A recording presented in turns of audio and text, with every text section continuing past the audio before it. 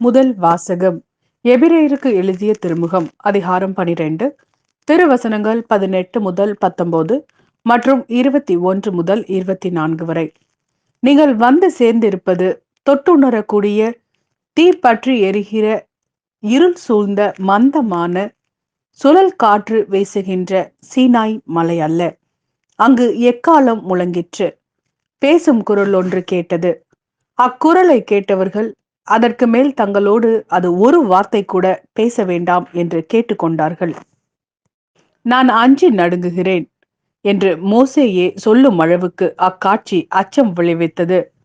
ஆனால் நீங்கள் வந்து சேர்ந்திருக்கும் சீயோன் மலை, வாழும் கடவுளின் நகர், விண்ணக எருசலேம், அதனை பல்லாயிரக்கணக்கான வானதுதர் சூழ்ந்துள்ளனர். விண்ணகத்தில் பெயர் எழுதப்பட்டுள்ள தலைப்பேரானவர்களின் திருச்சபை விழா கூட்டமென அங்கே கூடியுள்ளது.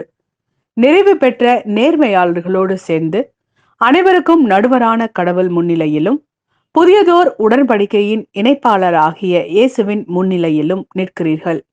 ஆபேலின் இரத்தத்தை போலன்றி சிறந்த முறையில் குரல் எழுப்பும் இயேசுவின் இரத்தத்தினால் தெளிக்கப்பட்டிருக்கிறீர்கள்.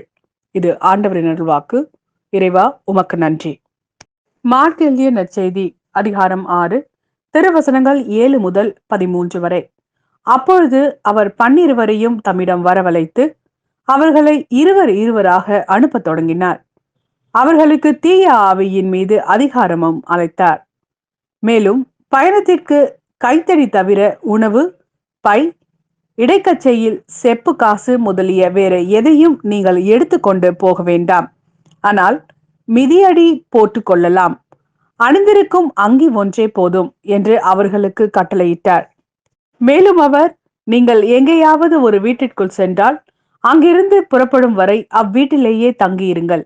உங்களை எந்த ஊராவது ஏற்றுக்கொள்ளாமலோ உங்களுக்கு செவி சாய்க்காமலோ போனால் அங்கிருந்து வெளியேறும் பொழுது உங்கள் கால்களில் படிந்துள்ள தூசியை உதறிவிடுங்கள். இதுவே அவர்களுக்கு எதிரான சான்றாகும் என்று அவர்களுக்கு கூறினார். அப்படியே அவர்கள் புறப்பட்டு சென்று மக்கள் மனமாற வேண்டுமென்று பறைசாற்றினார்கள். பல பேய்களை ஓட்டினார்கள். உடல்நலமற்றோர் பலரை எண்ணெய் பூசி குணப்படுத்தினார்கள்.